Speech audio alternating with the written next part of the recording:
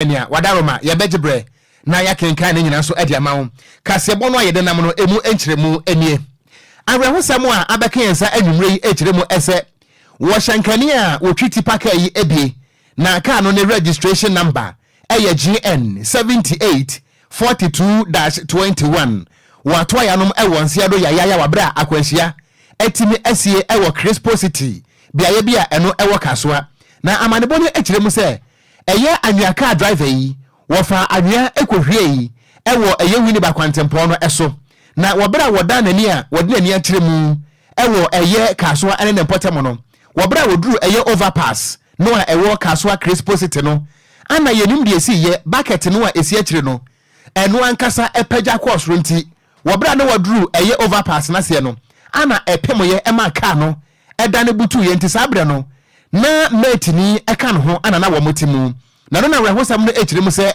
wo hyankane no wobra car no eda na esa no ana ono wo be hye car na se ema anwa car no ne back tire efa no so a amunum ho no mo ano wapecha atre se watete kura aya rehosam na we enam so ma mo kyiremu se metini no so baabi a woda no aya rehosam papa atre se baabi a woda no ani enyan na wo mo ekyiremu se wobra car no emirika tenta na wode nam ewo eye kaso abudumbem kwantempo no eso no wobra woduru eye Crispo City eye overpass na se no ama ye nima de cropot ye nam so a ema bucket no eno ankasa pagya ye ekopem ye ema me no kese car no adanye butu a sabre enipa na wotwi car no de wato ya no ewo ense eduom na wonom a ehwe bie no kire se enipa mpempem a ebodom pem ye se wombeko akwakohwe de esie no ebenom so da no ho se bio akronfo etoto nipa na wowo ni botom eyiri ho sika nya edwane ya we no akwakoya we ho sempa aposifo atima kofa mu no ama sabre ye kasai eyade se ni mate no so bebia woda no eni enya nti ye na akwakoto eye ayasabia ye hwese ye betimi agene nkwa na wo mo ahunu bie edi nkyeremu sei anema DLFM kase yebofo se obepiemu ewo eye kasoa Crispo City a no wa ewutu senya isa ene aweho sempa na esi abra ye abobe se 11 ekobo 12 ya eye tipa track a wako opa eye dotie a wako hwe dotie no egu wa kasoa mpetemu a wasa di neni akire eye Nhyiraba a okwa akofa eye dotie no foforo adehye ewo ho ni kyeremu se na odie mikapa enye asenkuma na aka kakre bi obedu eye Crispo City overhead na ewo ho no ena mu se bucket na ya omudi eye dotie no egumu no epeja se de OTP eye anwande egufom no prekupe ena eye bucket no ko lock eye overhead no lock ni sa no ena car no ebu ni mu mienu ebu mienu eye bucket no eno unlock eye overhead no ena car ni si no etire pom the driver na o twi car no o pie car no mo be fi pom abra bucket no eland wo pom no ebe fa ne so etwe na tututututu edu ko etire abra wono mo mantemu oye nse omo ko no makọ bua no mo yi eye papa yi no omodu ho no na wahwe ne nkwa ni mate for mienu so e kan ho amini ka se omo prapra mu ye dempa omo wo eye St. Gregory Hospital hatia omo di ayarehwe na mom eye dia onu etwi car na o fi car no mo ebe hwe ho no ono wo eye mother and child hospital eno so ewo Crispo City ho mo a omo hwe na omo a ne busa for na bibi omo de ne be kwakọhye no na omo de na akọhye enti abusuan we no ayamanebo a kyeresa rehosem a asie no wo mo egina ho bie eto sa nkrai ede ema DLFM kasebo na abusuan ba yen Facebook no eso a me ye sure se wo bebusa ho se anwaka no eba ne sen na anwaka a anwanim ede na si ye obi na ko presse ade no a ye presse ma bucket ne pagya no so na ema ne pagya ya na ne ba ne sen na eye overpass na se nko a ne ho no nko a ne duru ya ade yi pagya ye Kwadwo questions are Ghana for ni bibusa enie okon we ne de hia nkyeremu ye pa efiri se ka we bucket na ankasa no eye din se no ankasa betumi apagya entimi nim se bia na driver ne mate na motimu no so mo bibi wo front wo no ma ya mo miamia so ansa bucket no apagya menim se bia ka na ekwa na bia mo ye mfom so na mo saka ka na pagya de ye ntumi nkyere na ehu pa se ka we ekọ na eno bucket ne betumi apagya sa de mu awuram kakra mu awuram pa se mu we de nyam mianim no kure ni na Kwadwo yi okon isi say ye bo odua se edua ne bebu akun wa ho opa men nkofo matches e crash dan ho a etimi yibo otrim ku matches bia you see e ba ne saying na overhead na se nko an duru ya de ipajaye e hono kra ni baby asem ni free eh dio na ade ba ko a me wura ho ama o hyenkani na wa free mu ne se woko me hu ni say seat belt na wa mo nti emra kan dan ni wo free mu o free mu beto boy yank e de ne betare me ye very sure say wa mo no na ma otumi beto form sa na owuye no ma ka na fa no so no wa hu nti ye besre nkwanhya we ndia no emu oya pa na ekwan ya fa so ma ne wuye na me no aha me pa free say nka obo seat belt na ebia nka e de ne betare ho anka ebia won to form wa hu no Kwadwo yi okon ka asama sort the probability say obi be wuo no very high ane de emum nemum mintwi anyakada but wo mo etwi anyaka no wo mo niema bi a wo press so ansana ade yi bucket na pega so at what point ana wo hyenkani ada bia wo de kai nante ne ho beka bibia ete sama bucket apega eno kura ne asem a medwene ho a men Jesus Christ ano odin ebusia ba ye Facebook no so a emu no ana wo mu pia ede kro no ana wo hwen so a hey Jesus Christ Kwadwo mienko ayare wo samienko yanto akase bo no so ana egusu agina mu e won kra bopure mantem na ro sam na egusu e de mamu na numere na nenso Toyota Hiace and the registration number GR 2817-19 this year make say and so kwenye nkwanhia wa Beno Junction no so won kra bopure mantem mu na mra nkwanhia ni si ye no chese nipa makoma ensia kana na omunyina hwere wo no nkwa e mofra makoma enum na afi nso onipa ba ko no so wanyina ne otene motorbike so na kai ekwatwa fa no so a ekunu na tren ade afi asadefo asase so a akwa awra ho sempa na isantrafo ne ade hia na omotonton nema empotem odi nko no wo mu chem sei o hyenkere na otwi eye Toyota Hiace ni mirika tenta na wode no aba na mirika ne doso dodo na nam so e ma ne kofa nkwanhia wei ade baraba Facebook no so DLFM 106.9 ya the video ne sa pictures ne nyina guso a wo ba ubenya be ne wa heba hemo frankete wa kyerese awurade nyame a wanu matumi ahwere o monkwa enam Toyota Hiace bi saka ya etufan ne se minim sasase we so aeroplane dia yenteme nkyere atunya bafku adehia makoma nsia ewa Beno Junction ewa krabopre matamum na hyenkani bi ono so wotwi eye Toyota car bia oye toto driver okasa kyerɛ mu sɛ emra nkwanhia ni si ye no ono wankasa ene eye Toyota Hiace eye hyenkani ni di nkoma na okyerɛ ne so ofiri Kumase ena obeyi passengers ne de gu eye kyese station honom no wa na adwen sɛ nkaja otwa U10 no wasa ko station asa ko lodu ede akɔ eye kyese Kumase ena fofia nto ate no adwana ba mo ana ne kai mirika tenta wodinte no edu eye Beno Junction a ene wakra bopre mantem ha se ya na ne ode ko bo eye blix bi ade sa na eye wa kwan ho ne ode ko bo ma kyese enam so mani pa makoma nsia se ameka sai wone mu nyina atimi ahwere wonom enkwan na se ameka so senka ni de a watupia fagan wadwena baabi apa Ghana Police Service fo hwe na kira kwan na o mache no na ne omo ne kwagina man na mra ene na die na de hia nso omo ahwere omo nkwan se ameka sai no ba fo me na kopie mu e wo ye ayese ayaresa bia mo kira omo maden e de omo kwakosim ne ahwe de kodi anam so a e ma wonom so atimi ahwere wonom kwa de ya kase ba de mren ye bo akire de mamu okon wensire nsema hodo afiri Beno Junction a enu so asie Aveno heya enkran ha me am potem hodo ma eni pasan makoma 6 nkwada san nkwada ye 5 ka ben ya Toyota Hiace okay me wasem bibisa na ko kan ho e be ye nsem pi Mechia National Road Safety Authority for last year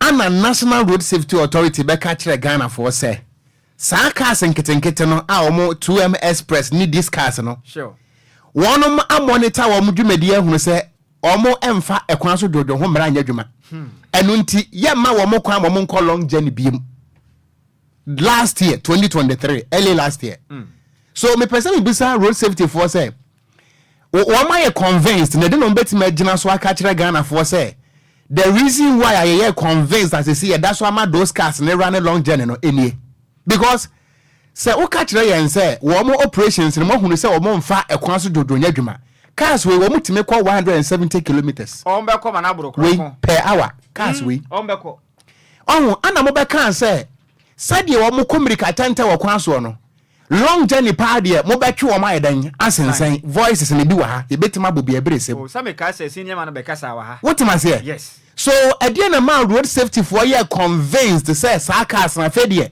wo mo nko long journey bi si age ani so okumi ade ha me ne say e free kwame nkroma circle edi ba be no jansen no e ho de mu ni gina no enya ba bi e say wo communicate attentively say traffic light kra wo oh wo duru be no jansen wo na traffic light na bi wo ho nom kwadansia yes e bi wo ho e na wo koduru eye ye friend say kwa car price won so a e bi wo ho nom an so wo koduru alajo eno so bi wo ho nom timi nim de enti a e say wo dis America tenten na de ko akum kwa wakum enipensia enkwada num e ho nyina ye krom timi nim de enti a say hyenkani ni sa kwa America tenten no adenti dia pa na yaji no krom ase woko e dia na yaji dia yaji ni yaji no oh e mo fra mu ka bi hye mu nya bone bia na mamu ba bi obi ote ne motorbike so wakuna to atwene keke akum nkwadans enum enkwada num wakum mu nyina to agwa ana driver na esi adwane oh wa ya firi mu kra na odwane akoy ana wokoto odo na gata no mu awu ana because car na wode nam no se car no e wo number plate na den on betu esi ana ye wo details e wo se VIP fo ho se ye 2M express fo whoever enti wudwane akoy wudwane he na akwase e den e beche no ene won kono poison wo ngu e den a penifo se beka Jesus Christ enti ebusuan on we no aya rehosem se wanka na eya koye suban wo ba ye Facebook no so a mo won kran ha no de I think say munim Aveno junction aye ka ho asem and the common sense will tell you as a driver say e ho no mo kra de eye urban area emra no kra no wakwa eye 30 because enipa wo ho so edi America na obekwa wo Aveno akokum nipensia enkwada num okwa ngwanwa enwanwa Once a no traffic light is was a big car can free your friend is saying Kwame Nkrumah circle we nya bedu aso da ho a na wo sane a e ho ne sane em e de ba be no junction ho nom na ho no traffic light na ka se okwa bi bo ho nom e na wo se cars na bi free bi no be e de fast road de kokoko memle e na bi so de fa down de north industrial area na de aka no so atwam abesa for car price abesi main road so be tuma la de akọ enti ho no bibia betimi asi nti we ye hyenkani a e sa at least common sense no e ka sa kira we se bibia betimi asi won de se oto bo ase Kwadwo na kire se wa load nipa no afri eye Kumase abesi wonom e won kran ha wo free Kumase na eba wo free Kumase abankan a load obeyi passengers ni nyina wie and was Sako station wa ko lori dia Kumase so nti nipa 6 no na wo moteka no David mo na mo ba bi oh enipa 6 no a omo nika nim emunum ye nkwada no eye wo mo nam kwa no mo ba bi ana wakotwa fo so mo sa no DLFM 106.9 mo na mo ba bi omo ntika nim bi Kwadwo mamento aso okonko anim ayare hosem but yento akase ebo no so o ba ye Facebook no so a pictures ni nyina no eda so a madaro mamu betimi akenkan bi amaye wai na Ghana no say ya na ebekọ no ade a eseye ni ankasa ye to akase ebo no so akwakopi mu e wo savannah mantam no emu a na ye ko eye bole e wo bole bamboy kropon no emu awe hosem so akire mu a anuafo mienu wo mu di enie Shiraz Din Mohammed ana Mahama Yakubu etuo aka won mu asese ba bia wo mu da no enie nyaye papa na amanebo ne kirem se eye Shiraz Din eye Mohammed no etuo no eka ne ti ana Mahama no so etuo no eka na basa asese anom eye Bole Government Hospital ana sabre ye do makwa kogu a ye prese wo mo nkwa ye betimi agye na amanebo ne kirem se wo mo atutuo no eye enkrofo bi a wonom address se bi asojafo a wo mo hyehye military uniforms a etuo sense wo mo kon ho ana ekototo sa etuo no amene wo kasa yi edi wo ye ne kase etesa aba besue anuafo mienu so aya hosem na se ye kasa yi de official statement entimi enfri mpanenfo ho mai emoye mu nkyeremu ma ye hunu se sa operations no se ya sojafo ne koye ya ehefo na soma wonom ana se wo mo nya sojafo nso a uniform no wonom enya no hefa se ye kasa sa report no enya ema metodwa na emu mama ne bono koso a kire mu se nansan ekunkunkunkum bi akoso e wo bole ene ne importem wo nam so nipa makoma ko aduo no 20 ana ye kasa yi yeni ma de report ya won mo ye na de achi ehu se won mo wu egu montre so eno na omsusu se ebia sa operation ne ko so a ye kasa yi anuafo bienu eye Shiraz Din Muhammad ana Mahama Yakubu etuo atimi aka ono mo bra sa raid no akoso eno ntise kasa yi ensem trofo ne Ghana fo nyina etwen se ebia Ghana Armed Forces ebetimi de nkrata pie montre so na won ma kire mo kire Ghana fo se etututuo no any operations na ekoso no eye official sanctioned operation and ekoso ananse wo monya soldier fo kura na afensu ye busa se uniform no wonum enya free so I think say Kwadwo ba bia duro no I just soldier fo no babonte bechirim se bia eye official sanctioned operation yes and asset memufo na nkasa bi nso ana akose na afa koti kwan akose uniform e de yes ha na okon atifido mantem ho no ho 6.9 sadia nansen no attack ekoso ho no me mentiase o eya ye dodo na netuato echa netuato nti sa nyama na ekoso atifido mantem di Ghana mpenifo pese o mo kire yesenti o muntumi nso ano ana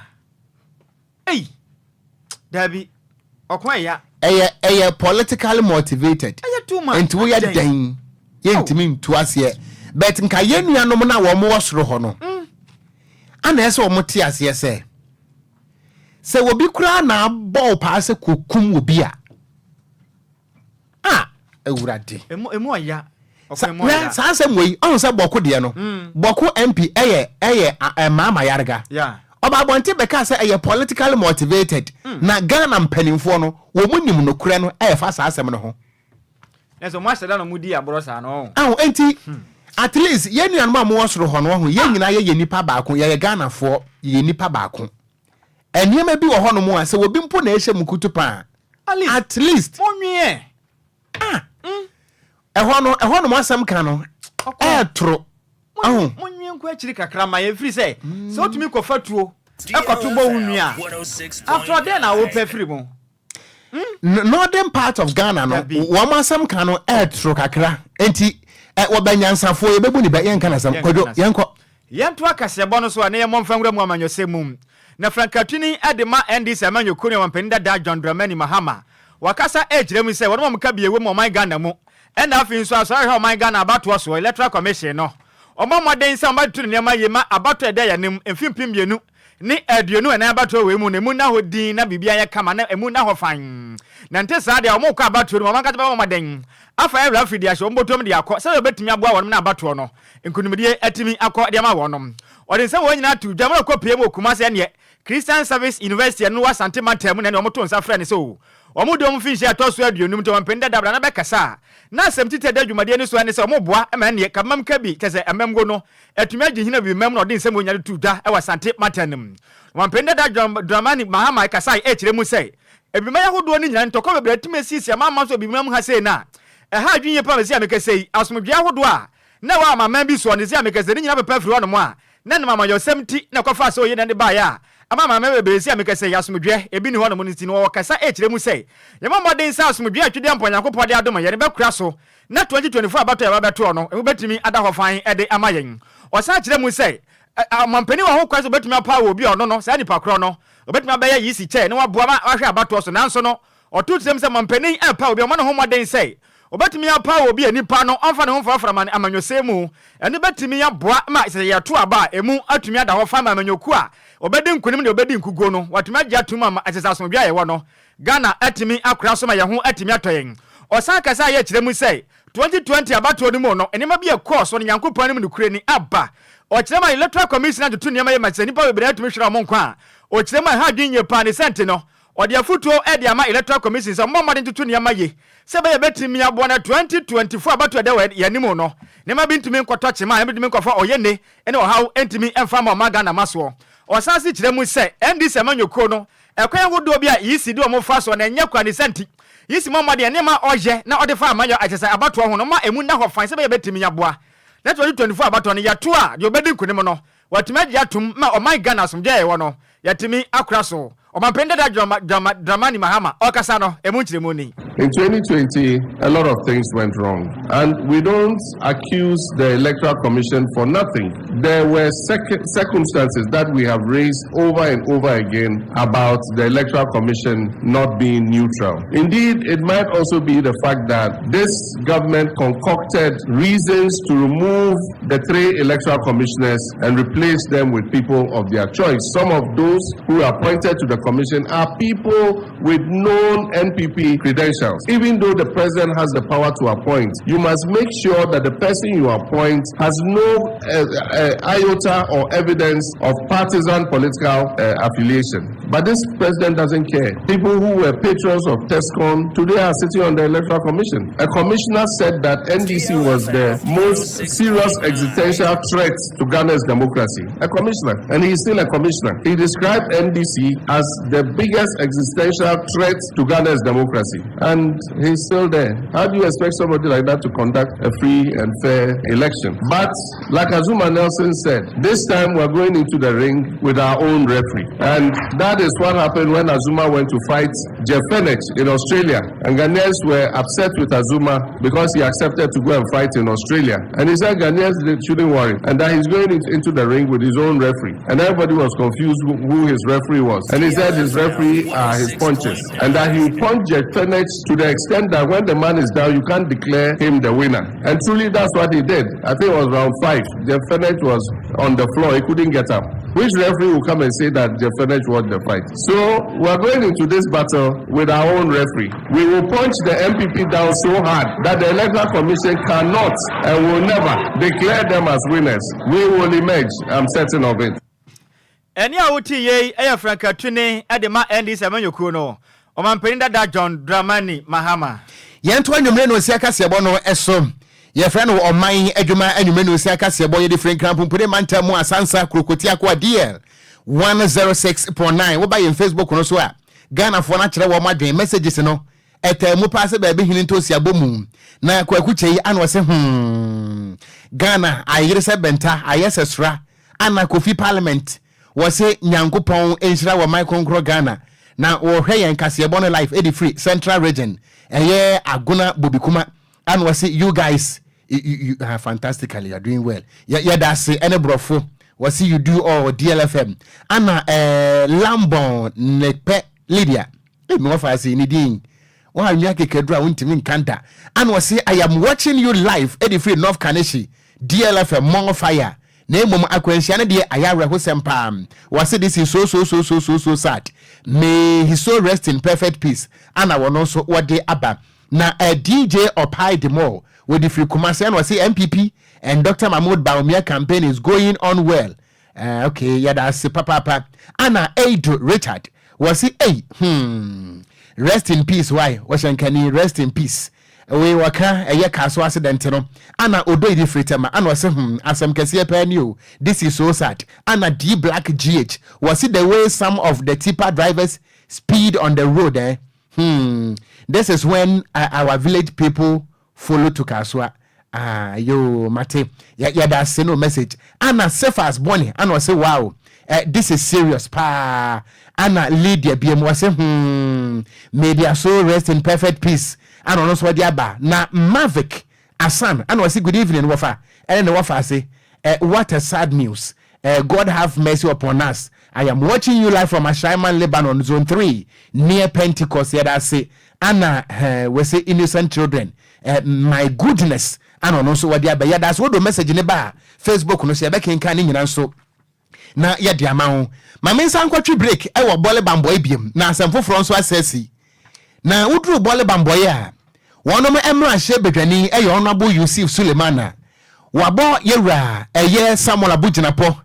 Wabo no Kwadwo a wabo no nyina no ene se yewra Abujinapo a wono woye minister for lands and natural resource woni minerals commission aka ba chirim se ntampe homa ana Ghana yen mining concessions ne nyina no wode to mikrata no amase bio amanfrafo foreigners amase say wo how bebre no a ababegu Ghana ha no mo asese ama tension abakromu wo chirim se aban wei ebra na wo mo eba no ana mo ka kire Ghana for se gadam se yen so na nso wi akire no na wonom ama wo ankasa party ma ana ekwakotu gadam say no wo kan wo evidence pa wo tirim say nanse kura no asojafoɔ bi ɛkɔbo NPP foɔ bi a na wɔnom ɛwɔ site ɛma ho nsɛm kora kɔyɛ pii na no na wɔkyerɛm sɛ wɔn tia siasa adenti ana Ministry for Lands and Natural Resource any Minerals Commission ebetima ka ba kyerɛ mu na wɔnom atentam ɛyɛ concession no ɛde ama amanfrafo wabra Ghanafoɔ yɛ no yɛka sɛ yɛ makwan ama wɔn ɛnyɛ wɔkyerɛm sɛ February nko ano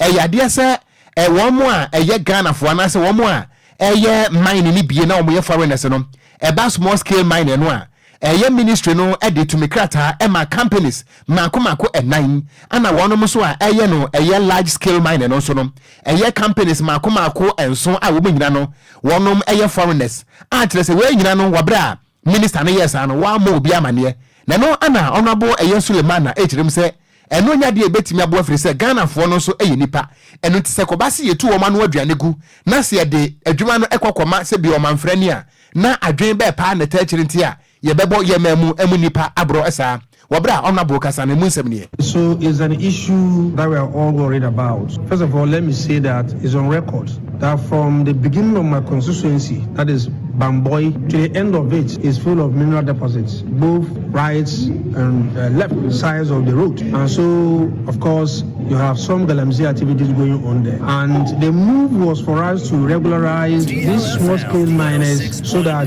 they don't destroy the environment. As I speak to you, only 4 small-scale mining associations have been granted licenses. And so, majority of the youth are forced to continue with the galamsey business. Unfortunately, from February to date, the Ministry of Lands and Natural Resources has allocated the land or has apportioned the land to over 7 large-scale miners, asking them to go and prosper. And the problem is that there was no any proper stakeholder consultation. And so the youth are there, and then they will see heavy equipment coming to take over what they are doing. And that is where the clash is coming from. Interestingly, it is only the the MPP executives who are given the juicy places to do the galamsey work. And that is what is reflecting.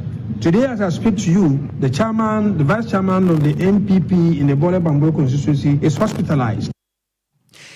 Ebusuani ayeti yeyi a member of parliament awono wo Bole Bamboy Honorable Yusuf Sulemana and what this ansem we atu idwa. Ye free Bole Bamboy de ane akyeremu wo fra matem num.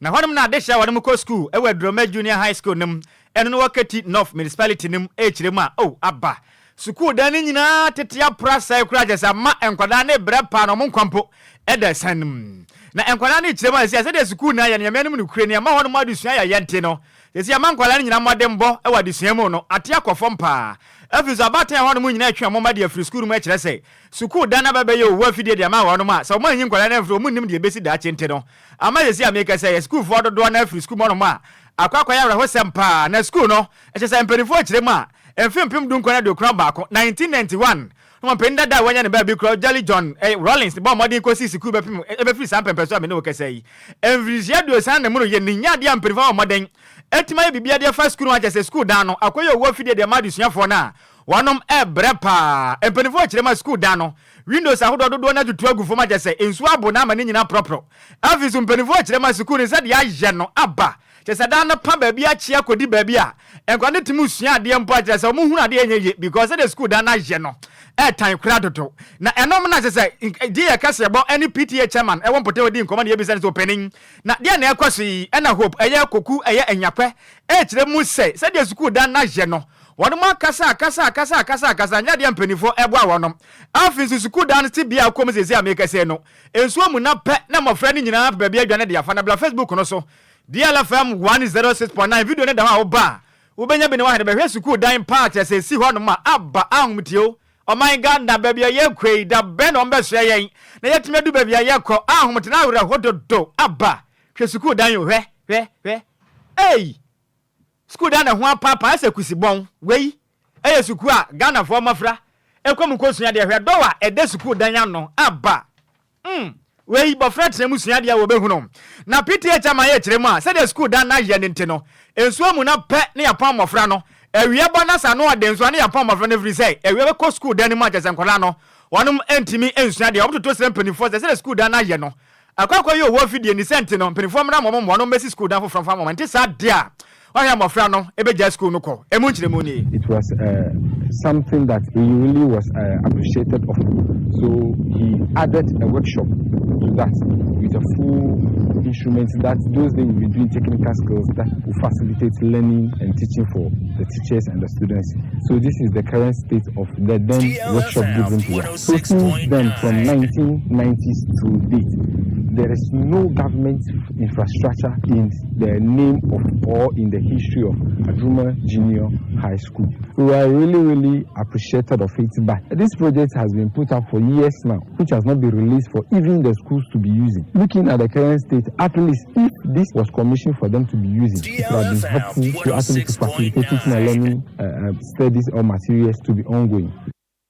Any awoti ye PTA chairman Edima Edroma Junior High School and no Keti North Municipality mu a ewo fra Mantemu ne den Edi Hope Koku Enyape Yento anwumre no sia kasebo no eso wuja o message eto stream no asia comment section hono mo ye beje braking card ya ma pa free say yeso ya sade ene no na Nasif Muhammad and wase wofa this is so sad the power in fact may their beautiful souls rest in perfect peace yeda ase papa ana Damien Owusu Echam were internal auditor Emma new lucky wase wane ne colleagues no wo mo bie mu papa Bismarck Gideon governor ana afenso no Matilda ana wase wo mo bie mu life pa new lucky DLFM yen opposite here was in fact kasebo no edem yeda ase papa Damien woni wadwumafo no nyina so yeda mo ase ma yento akasebo no eso na nkonko wie wapuye mantamu a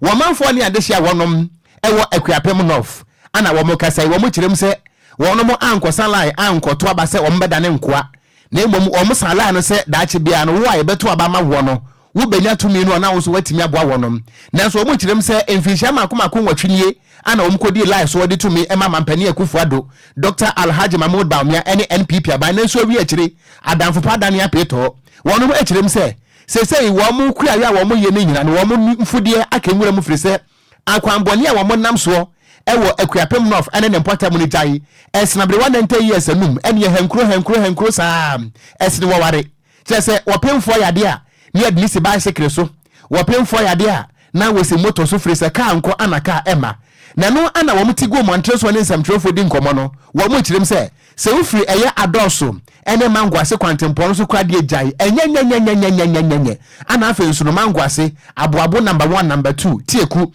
eye gbolukofi ana afa adoso kwa no enyenyenyenyenye nanso wo mo ade ensem wa kwakoto assembly no anim se ja se asphalt mpo na ja abanu susu se emfata won mo a ene nka won fa grade ampo emedwigwa no so ma wo mo nanso se ye kasai empenifo abuo mo so mu nia abo mo to mo alata samena ene alata boy ene to ha we a mo nam mo no aban no ente hwekura wo mo kirem se wo bi yade pa na se odni feye mangwase ene tenkon adoso kwantempo no so a ene age samu de ne se akire firi se moto kura ne se wo ntimi enko na wo mo kasa na ni bre kwan so ana wo mo kire se wo mo ema aban we nafu amako edu enan eye 14 days ultimatum se aban no ameye bibi amfa wo mo kwan ho ewo eye Akuapem no afodi a ene na pa abobonyom kowa ni kowa asensuta ye problem bebre wo hanom na ya kan ya bre nti eye mpanfo bi a ya yemfo ni bi aye say wan ma asem no any aban up to ending of this month say yes I be demonstration because yan say Ghana no kwan ya ye paso kan ya asem demonstration because ye kan no aye say obi anti yenka ba ye demonstration ya eno no be ko viral na aban na hu say ye ni abre because enyama ekoso wadoso no enye because adoso market NSW Akuapem North even Greater Accra ni adi nyina wo ba hanom so Mengwasi road says I want to make Mengwasi road because of insui it will say motorbike na ye adwuma motorbikes na ye adwuma moto no even fair yes utu akra na utu because of unya kanko car no kwa ebeka nti adoso situation ne de ade chi ade se bia na ye west ko market ni ma ye face challenges bebre shares ni bebre na insu auto amani nyina asai e ma market women no edu market de na insu to eye asefem eye mobo pan ye somehow it make back as a fitime childhood because ade challenge ye face ache ye pan fititama ya wo mi na sa challenge we e wo krom na say senso to bia na akoye kroman no dadwen because enso no be yira fa won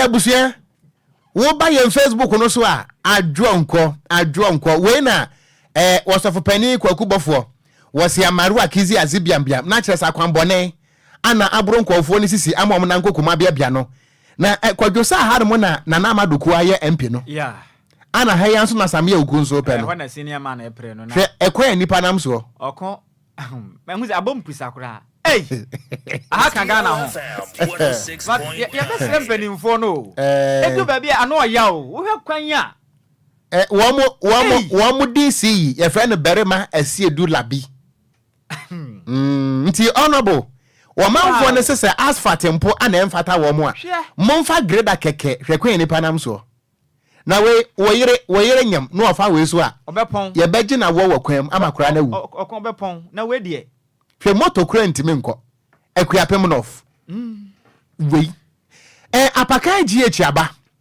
latest send important mo na apakan free dabi apakan free yesu ano na onka yisin region ho ana I want me important mo dabi ayesu ano ho ya yesu ano ye mpeni ona botadi ya ho angosa ono ne ye mpeni ona botadi ye nkra district hospital kra ye ne bi wow and it's one thing am company am bre ayesu ano kasi nyina Okogyeabour ye need district hospital. Oh, you are. Enti se obi yale wa Yesu ano na this small cheap compound no. Entumi so venaje ye transfer nipa no kosun. Sunfu entumi ana age ye de nipa no ko. Ebia ko foriri. Wonim ha na boy ni mu enu sususu na usu ani so besa. Hwe the whole boss me frɛ ho e clinic no mo. It's very sad. Ati ase. Yesu ano for here district hospital. Ghana ye ni leader. Ye were political leaders. Na mom say national daddy aboy e pass confirm tiri ho na edwen aha ye kwan mo Kofi pause no ha mo oyi wa aha we oya wale ana but you see say moye nipa wa hum na say moye ma adwe say ye area ha de ya adapt this political party asia no mbe ye mo akuapem nof o pa abose bi akura duku Nafa was from kakra to ho boa. Apakan GH aba latest from the world of sports. DL News.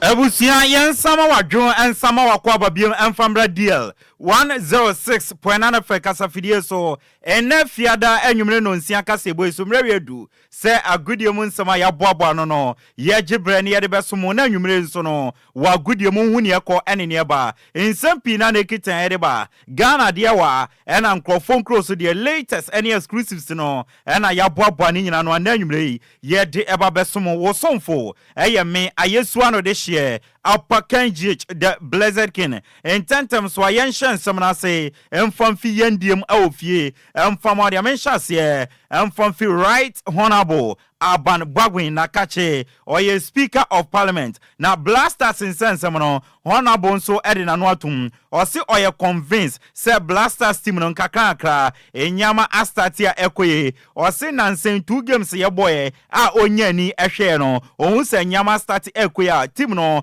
astart ejele a omo settle na mom ni Ghana fo ye hiane se ye be patient ya tolerate team no ya encourage omo ni ya support the technical team ni obia na owojidie say blasters no ebesa sorry biem. Convinced our boys are getting it together, and you can even see the difference between the first half and the second half. It takes time to gel. The coaching, technical play, the styles differ from country to country and from team to team. So when you get them together like this, there's some difficulty in getting synchronization, telepathy, and it takes time for it to settle. Right Honorable Aban Bagwin, Speaker of Parliament, Erebusia, what Tenenkano, na Bashiru Hayford, a veteran coach, our Ghana, we coach Asante Kotoko G League, Ashgold, we coach Edioma G League, Nansia, o coach Heart of Lion, our Odiomo escape relegation. Na Senam Pen for kind so Difobiano, any enyam awoni kromono, and na Bashiru Hayford, we won't say Sadiano, a ampa Oko Piemo, our my Ahodoswa, almost experienced coaches or mono, omo tap into omo knowledge and omo experience no na omo Ghana de e ba ne yen veteran and experienced coach na yen recognize omo achievement omo performance and omo experience no yen hwempo na ne ehia ne se ombenyo omba bia ko ne atwe book kese ne abetwero obitually awodo de aform. Other countries are making use of the experienced coaches. They are making use of them, tapping their knowledge, tapping the experience, tapping everything. But here, they don't recognize the achievement. They don't recognize your performance. You don't recognize your experience. You know, I have a lot to offer, but age is numbers. And once I start a long time, I will be older than somebody. Coach Bashiru Helford, Heart of Lions, coach, and Ebusia Watenenkano. Na nansia na ebeto internet so and ebeto internet so actually Ghana court essay Abrante friend Michael Essien, former Black Stars of Ghana, young player ne daimienu bi ewo East Legon empatemo yanko koton essence Abrante na de kabia ontumi ntuana ne yankrofo ene nsema wodo eba edifa sansen semno na Sammy Oseikufuo a former player de my Black Stars of Ghana on the MiPROMO Asia campaign at my Black Stars or some na Montano and yano cre on one MiPROMO on your block on your yenie MiPROMO was Skype. A news out, just say that Michael is broken and so on. I mean, it's a shame. It's a shame that we're thinking so negative about our people. We should be positive. Michael is not broke. Okay, we are just saying that the house that they took from him cost $20 million, and the other one cost $30 million. How? Nobody who has a proper conscience will come out and just say all those kind of things. You never spoke to the person. You never know exactly what the person is going through. So how can you justify that somebody is broke? You have to know. If he come to your house to beg for food, Sammy Oseikufuo, former Black Stars of Ghana player, and a nibuo fuse san samana nkrofo keka say court say yanton MiPROMO dantino or you broke no say MiPROMO and you broke da always Skype essence ono onimnie na otwe kwasia da di enum ukopiemu e University of Ghana Stadium e wo Legon Empire Bega FA Cup final feed and ebaso e bobo kwefren nso Atreman FC omone bofo kwatano and edeboni na Mr. Wilson Atta and a Ghana FA Cup committee chairman or see ade ba ko betumi ahye obi ane se kwasia da yebenya quality game ahye or see teams na kwakobo no omuni momo hu ye price se ofisu nyan na wo ko brekuma enche na wadu nso atre nti two teams a omuni momo na ne okane se yebenya quality game ahye. One thing I can assure you is the quality of game that will be on the pitch. Trust me, these teams know each other. There's so much at stake. Pride. Somebody asked me, how come FA matches patronage is high, competition is high, teams that don't do well in the leagues somehow do well in the FA Cup? And the answer I give them is this. When it comes to Cup, the matches are marketed and promoted, so patronage is better. 2, clubs are giving money in advance, and these monies they are giving. Mr. Wilson Atta, FA Cup committee chairman, and Watenenkano, Dr. Prosper Nante Ogum, head coach Edema Kumasi Asante Kotoko. Na unim se Kotoko IMC member, coach Akwesia Pianemo no, or head coach Edema Sudan national team no. And yebisa Dr. Prosper Nante Ogum se, Obi oti Sudan who si den na oneni ye adwuma, and osio onene kasa true course, and which WhatsApp audio so I omo exchange or se Kwesia Pia share Kotoko games anytime bia obenya kwan na enyama bia ankoye no or the feedback no at the amount into on your beka say Kwesia Pia eni Ghana na mo nkita odi ada one ne ntem no ekoye pa. We kept communicating amongst ourselves through calls, leaving of audios behind due to time differences. Kept communicating to ourselves. We also watch our games from afar, from wherever he was. He watched our games and gave me feedback as to what to do. So in terms of relationship, it was excellent. And his influence, he understands the game. Dr. Prosper Natogum coach Adema Santi Kotoko and Watenenkano Opokunti legend Edematima your friend Kumasi Asante Kotoko or see Adia to Kotoko last season Emma Nyama Ankoye Amfama Mono so Musia de edifice Adia no not some mistakes no momu repeating it this season or say last season no Adia Ankoye Amfama Kotoko ne say or man for coach Amantem and our players and so man sign no Amantem into ama players no and to me Angeli walk into the team Sanya mana last season and this season and this one they say a wise person learn from his own mistakes and the wisest also learn from the others. Now this one is like we need to learn from our mistakes that we did, then we put things together and we move on. Where went wrong? Where did we went wrong? What happens? Is it time factor because Kotoko came in late, bringing the coach late and trying to buy players?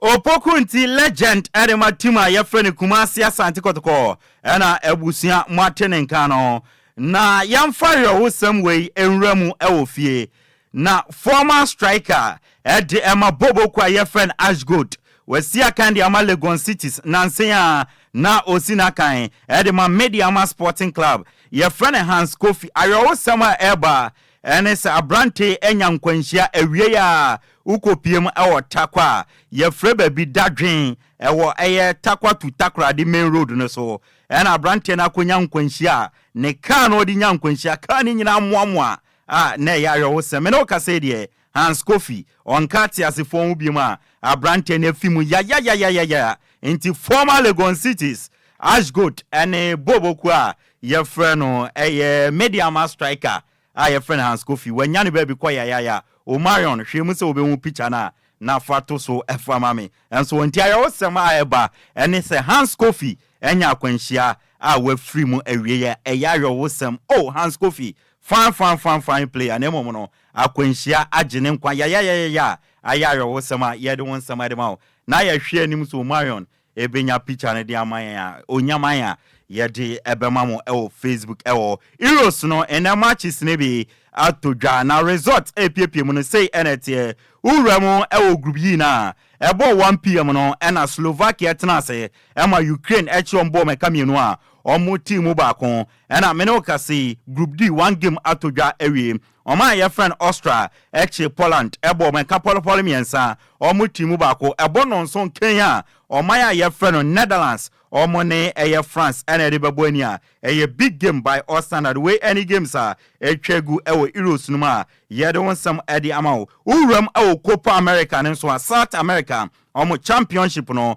and so Ashasie na ene about 10 p.m. wo group B no Ecuador and Venezuela ebebo ena ahimrachi about 12 a.m. Peru and Chile ebebo ewo group A na ye don't some Eddie Amau Yenremu ewo Barcelona kache na omo midfielder bi or Spanish your friend Mark Casedo meno kase why extending a contract no Eddie Amatima friend Barcelona 4 years contract extension was signed until June 2028 Mark Casedo etna na we see akan Eddie Amabobo kwa your friend Barcelona Juventus so meno kase omane Aston Villa Eddie nkomo eduachi swap deal and omo ya Blaizo Abrantia your friend Douglas Luiz no in the Juventus Ediska common rantie mi no Samuel Island any Abrantia your friend Enzo Baranchia omo de 30 million euros come rantie on Eddie Ababobo kwa friend Aston Villa na oma bebe for Douglas Luiz ye don some Eddie atwani West Ham nso Eddie nkomo edu achire omo rem Wolves no makwa English center back your friend Maskillman na wa besia kan Eddie amam abusia yenyina we so na agudie mu nsam yamfansi nyame adom chena nopa ebo anopa nonkron ekosi dumienu ahia ne yemfa the extended version no emfambro me amedi agudie mu nsam na de bai no di ameje so no eya yesu ano de hye apa kanjich the blessed king over to you Okogyeabour merase brapa kan enti mamene Ghana fo no yemmo nkomo pia enti ebusuya sofa ebre aso efrese mpanese sofa mamen sofa na ma wo hena pakan mu ye enti ebre so sa no a na ye bie nhuma na tum se Ghana fo nkire wo madwen na ene no ye kono special efiti edwada ebenada ukuada yawada enefie kase ba hodo ne nsema hodo a ye dia so mu ne nyina no de he na pesa wo ka ho asem ye ni enkomo 0534 050199 0534 050199 and 0593 40 65 65. Good evening. Good evening. Me pacha odi ni se na free.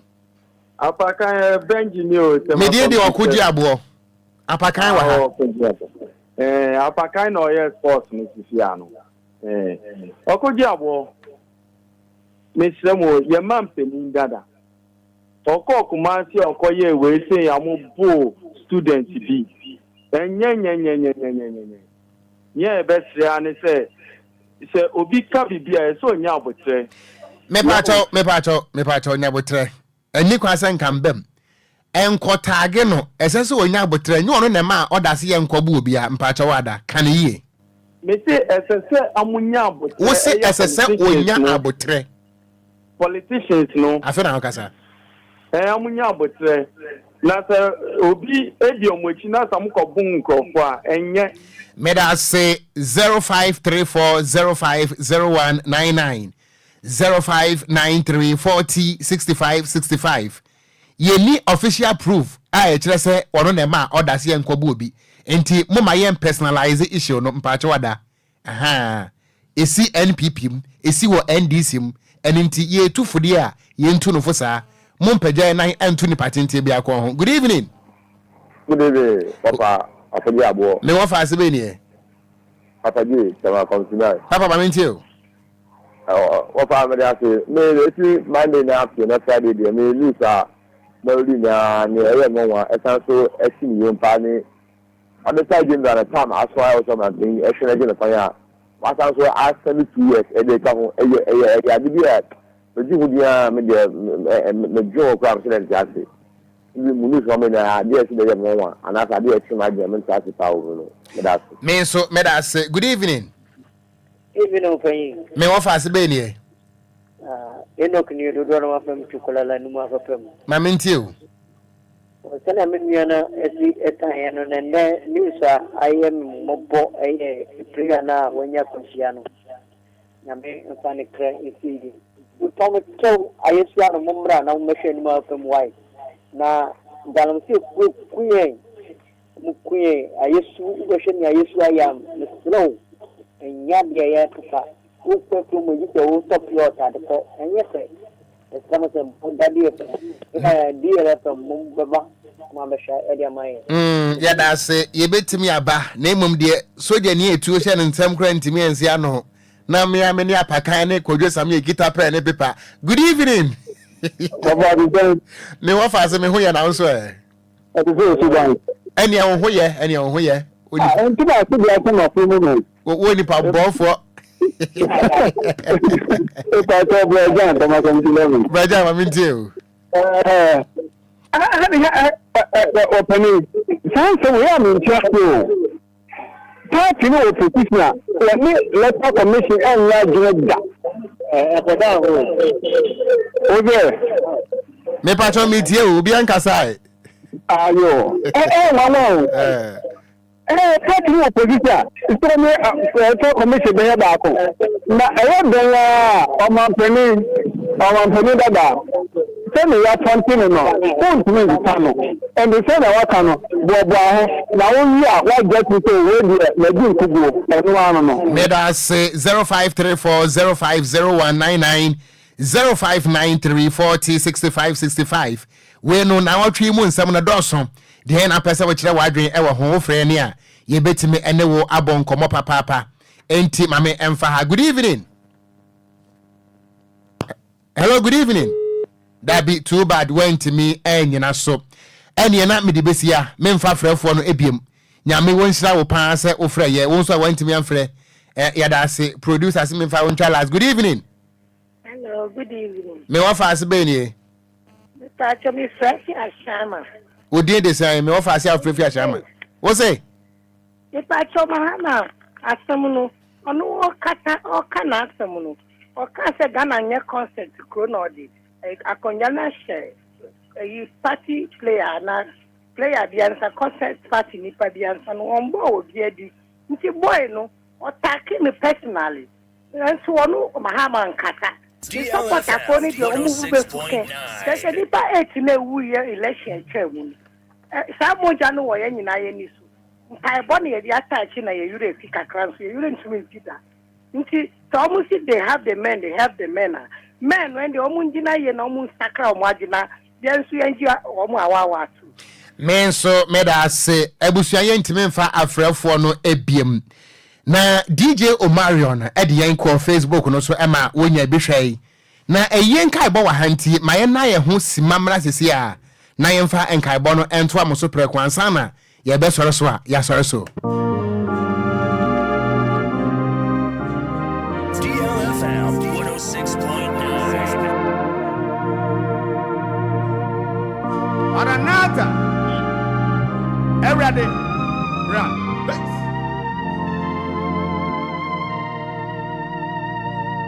So people. Everybody. Yes. DLFM 106.9. So people. Everybody. Yes.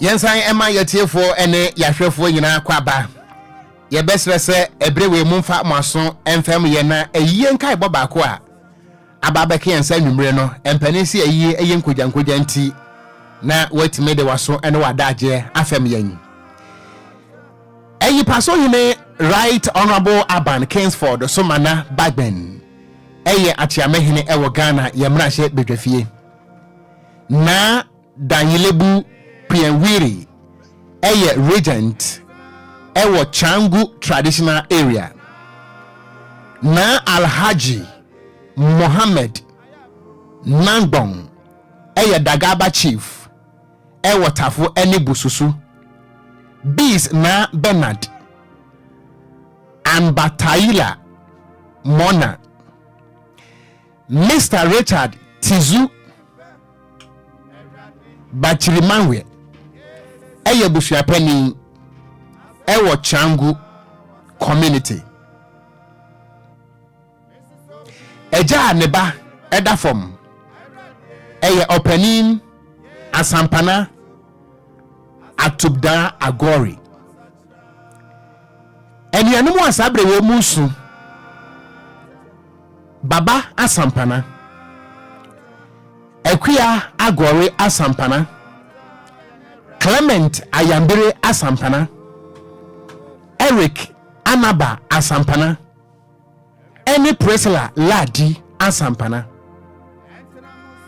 Okurani bema sabrei Memfiem padie edafom na bema ekanusiofra na watinani a entie eye Mr. Anthony Suri eni ebusuanka ye nyina edi areho wo so ni ejadwo ese edom empempem eni ejamfo se won Nhyiraba won mo baba won mo yire won mo afase won mo bibia Mrs. Elizabeth Asampana Suri the late Yamami edaya wan sorry ebusuan ebo amane se Oforisi obosum da na toso edu enum 15th April ewa afi mu no ena wonum eba wonum ewo fase wonum yire Mrs. Elizabeth Asampana Suri ene obamuwo edi apere ema obamuwo di na basa nyunyo no to no so ewo kolebu abaya ansabia wabra na woji ayarsa Onyankopɔn anye yenua bɛy abro wo kyɛ ne nkwadaa miensa ɛwɔ atiasefo asase ɛso na sɛ ene yenua ba Mrs Elizabeth Asampana Suri wo da from no front money tintin mu na so won ka atiasefo hu bie mu a abusuase yanse edom ene ajanfo sɛ na eyi ho hyehyɛ ne sɛ ana etie abusua kyerem sɛ efiada kita wonsabo so me da etoso enum me kyerɛ 5th July enyume no nwotwe ana obekɔ so kɔkyea mu akwakoyi emu no afiri mokyere na wɔde na ba beto empem ɛwɔ Asharebutwe residence abusua se wɔbɛsrɛ edom ɛne ajanfo sɛ wɔnyɛ esiripe obrone say there will be no wakekeeping abusua amane boni kyerɛ mu a adeɛ kye memene da no a ɛyɛ kita wonsa boso me de toso ensia anopa nonson no wɔde yenua ba no emu ɛbɛkɔ Perez Chapel International ɛwɔ Jowulu na nawufo som no wɔ makɔ akɔyɛ no ɛwɔ hɔ na ofiri hɔ no mu a interment no ɛyɛ private na kyerɛ sɛ baabi ombesie no no ɛyɛ private ɛyɛ busua no nko a ana ɛbɛkorɔ no makɔ akɔyɛ saa asidie no ɛho ɛhyehyɛ ne amamre no abusua sisi ofiri asie hɔ no mu a memenda korɔ no a 6 July wɔbɛba ɛyɛ St Francis of Assisi Catholic Church ɛwɔ Asharebutwe na waba betena se na yenua ba sisi an wɔyɛ the late Mrs Elizabeth Asampana Suri wanom na kyiri sikasa sɛ ne atro kronkron ma yɛte ase sɛ die besie biara Nyankopɔn se yɛmfa sedama no nti abusua ɛse ɛdɔm sɛ ne kwasiada ɛyɛ July bosom de toso enson wɔbɛkɔ enase asɔre ɛwɔ Perez Chapel International ɛwɔ Jowulu abusua sɛ wɔbɛbanti wɔde numbers bi ato hɔ no mu asɛ bibi kyerɛ wadwen anampo sɛ wo pɛ direction ɛde aba ba bi a ɛyɛ no ɛwɔ anasa wo asɛm bi apɛ sɛ wo bisa busua no a numbers a wobɛtumi afrɛ na wo no madi nkɔmɔ no ɛyɛ 0240 300 036 0240 300 036 ana 0249 87 89 06 0249 87 89 09 ebusuasi ya koye nkogya ana de na kira te anyu ono ana epam na de ade ato ne nso anyu ono ana eyiye nti ayi paso hwe ne abusua pani esre edom ne mpempem se wato nsa frɛ mu firi se eye won wo fase wo mu nua ba wo mo baba ene wo mo yire the late Mrs Elizabeth Asampana Suri se wo neto wo a anka obeba abusua enka bono na wiye enie yaya yajebre ede ensem no ebre wo ese kasebo no edia mejeso eye Okogyeabour Ocran mene Nhyiraba Kwadwo Sammy bi yebeda mo nyina se ne ma mo nyina mo anitie na ye kɔ no once again ma yemfa aseda Emma workers amowo New Lucky ewo North Legon opposite DLFM yanimu heya Damien Owusu Echan internal auditor wale ne colleague workers ni nyina se kasebo no mutie papa na wo mo biem ewo hono mu a yedamo ase papa Bismarck Gideon governor ana Matilda enso yedamo ase na mame enko US Montre so na menchia me ankasa me nua pani Charles Mante na Kwadwo Mr Charles Mante say udru US a say was in gongon bita what the DLFM news no ennam efie endu donkremu a oh wow enya sam ketwa enti yeda ase papa Nyankopɔn nhyira no nyame wo nhyira wo nyame wo nhyira wo ai brapani Charles Mante yeda ase ewo US na Kwadwo US nso de kwanwa se ene de memse nche bia You better than Kana. Say what who know. That's right. Now, was say wa Donald Trump and Joe Biden. DLFM news one muti US. Yes. On have for 10 times a year you also. That's right. That's right. Bit meti or internet and so on biti. That's right. Munti ekro biti. Unti ekro biti by force. Enti yan country Charles Mante. Ese one country Joe Biden and Donald Trump say if persuasion fails, force must be applied. That's right. Yeah, one far by Shenechi Abakan. What one tia one show? Yeah. And Omongo Nyama Munso my boys. Omongo Nyama my boys.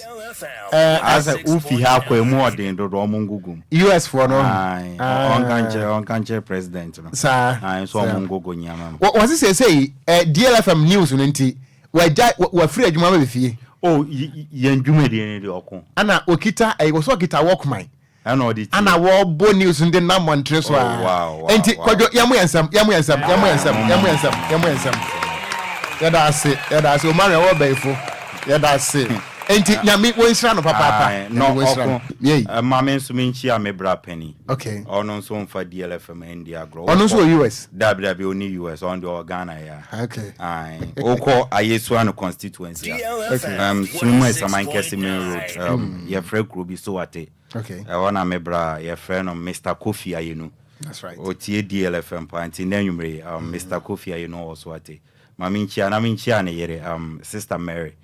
Yes, Maminchi omunyina and Nenumre. Yeah. Now on chair honorable Teddy. Oh yes. One about Sunim Zeni station pioneer. Or tear there for DLFM pa.